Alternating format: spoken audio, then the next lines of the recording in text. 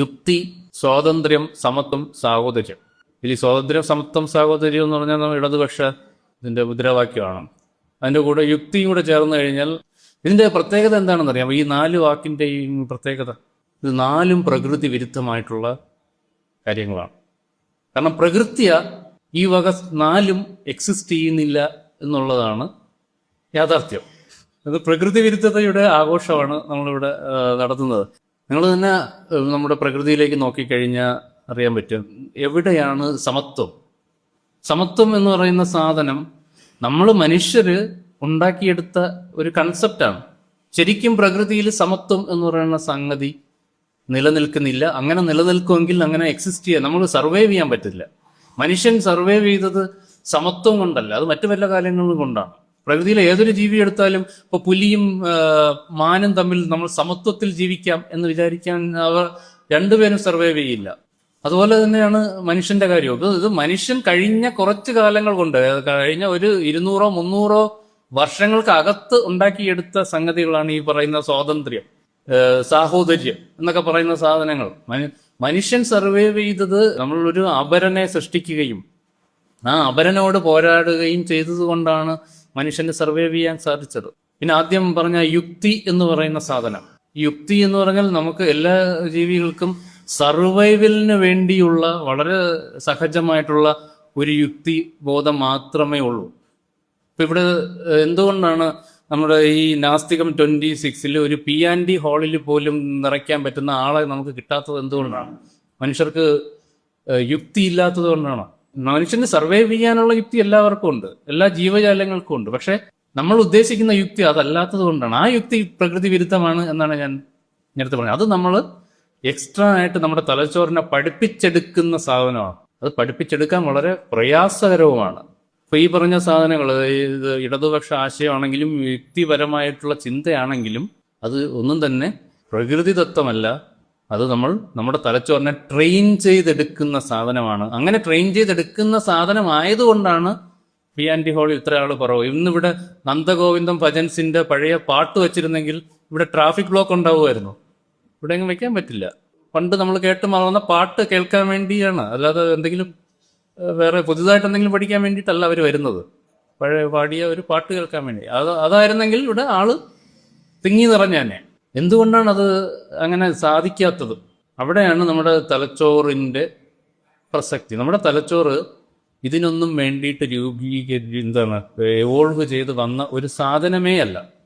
ഈ പറഞ്ഞ 4 കാര്യങ്ങൾക്കും വേണ്ടി ഇവോൾവ് ചെയ്ത് വന്ന സാധനമേ അല്ല. യുക്തിപരമായിട്ട് ചിന്തിക്കുക, സമത്വപൂർവമായിട്ട് ചിന്തിക്കുക, സാഹോദര്യം വളർത്തുന്ന രീതിയിൽ പെരുമാറുക, ഇങ്ങനെയുള്ളതൊന്നും തന്നെ നമ്മുടെ തലച്ചോറിനെ സംബന്ധിച്ച് പ്രശ്നമേ അല്ല.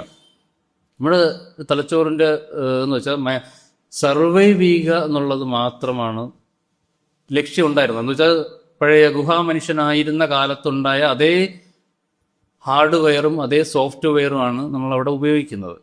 ആ സോഫ്റ്റ്വെയർ എന്ന് വെച്ചാൽ പഴയ മൈക്രോസോഫ്റ്റുകാരൻ ആദ്യത്തെ ഇതുണ്ടാക്കിയ MS-DOS എന്ന് പറയുന്ന സോഫ്റ്റ്വെയർ ഉണ്ടാക്കിയ സമയത്തുള്ള അതേ ഇത് വെച്ചിട്ട് ഇന്ന് നമ്മൾ ChatGPTയും മറ്റു സാധനങ്ങളും ഉപയോഗിക്കാൻ ശ്രമിച്ചാലുള്ള പ്രശ്നം പോലെയാണ് ഈ സംഗതികൾ.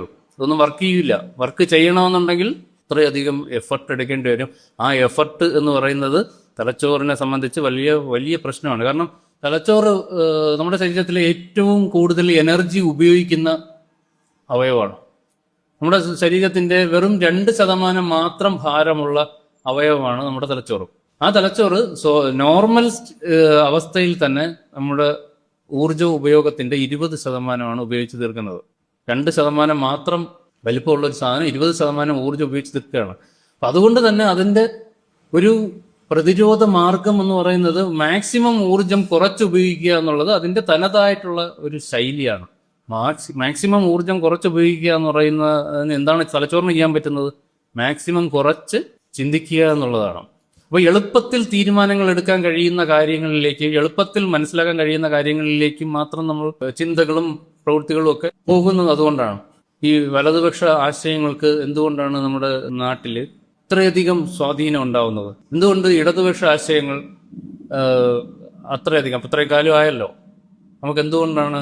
പിന്നാള് സഖാവ് സ്വരാജിനോട് ഒരു ഇന്റർവ്യൂവിൽ കുറച്ച് കുട്ടികൾ അല്ലേ, കുട്ടികൾ ചോദിക്കുന്നുണ്ട് എന്തുകൊണ്ടാണ് ഇന്ത്യയിലെ മറ്റ് സ്റ്റേറ്റുകളിലൊന്നും ഇടതുപക്ഷത്തിന് അത്രയധികം സ്വാധീനം ചെലുത്താൻ സാധിക്കാത്തതെന്ന്. അപ്പോൾ സ്വരാജ് പറയുന്നുണ്ട് അത് എന്താണെന്ന് അറിയാമായിരുന്നെങ്കിൽ നമ്മൾ അതിനെ പരിഹരിച്ച് മുന്നോട്ട് പോകുമായിരുന്നല്ലോ.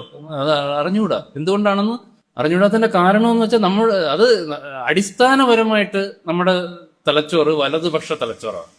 എന്ന് വെച്ചാൽ എളുപ്പത്തിൽ മനസ്സിലാവുന്ന കാര്യങ്ങൾ അങ്ങനെയുള്ള കാര്യങ്ങളിലാണ് ഈ പറഞ്ഞ സാധനങ്ങളൊക്കെ പ്രകൃതി വിരുദ്ധമായതുകൊണ്ടും അത് പഠിച്ചെടുക്കാൻ പ്രയാസമായതുകൊണ്ടും ഒക്കെയാണ് ഈ സാധാരണ ആൾക്കാരെ നമുക്കത് അതുകൊണ്ട് സ്വാധീനിക്കാൻ പറ്റില്ല. നമ്മൾ ഇടതുപക്ഷം എന്ന് പറയുന്ന ആൾക്കാരെ തന്നെ എടുത്തു കഴിഞ്ഞാൽ അതിലൊരു വലിയ കൂട്ടം അവർക്ക് ഒരു വലതുപക്ഷ ചായ്വ് ചില ആശയങ്ങളിൽ, ചില വിശ്വാസങ്ങളിൽ, ദൈവവിശ്വാസം അങ്ങനെയുള്ള കാര്യങ്ങളിലൊക്കെ തന്നെയും എന്തുകൊണ്ട് അത് വലതുപക്ഷത്തേക്ക് ചാഞ്ഞു നിൽക്കുന്നു എന്ന് ചോദിച്ചു കഴിഞ്ഞാൽ അതിൻ്റെ ഉത്തരം കിടക്കുന്നത് പരിണാമപരമായിട്ട് നമ്മുടെ തലച്ചോറ് അവിടെയാണ് ഇരിക്കുന്നത്. അതിനെ നമ്മൾ വടം വെച്ച് വലിച്ചു കെട്ടി ഇപ്പുറത്ത് കൊണ്ട് വയ്ക്കുന്നത് പോലെയാണ് ഈ കാര്യങ്ങളൊക്കെ.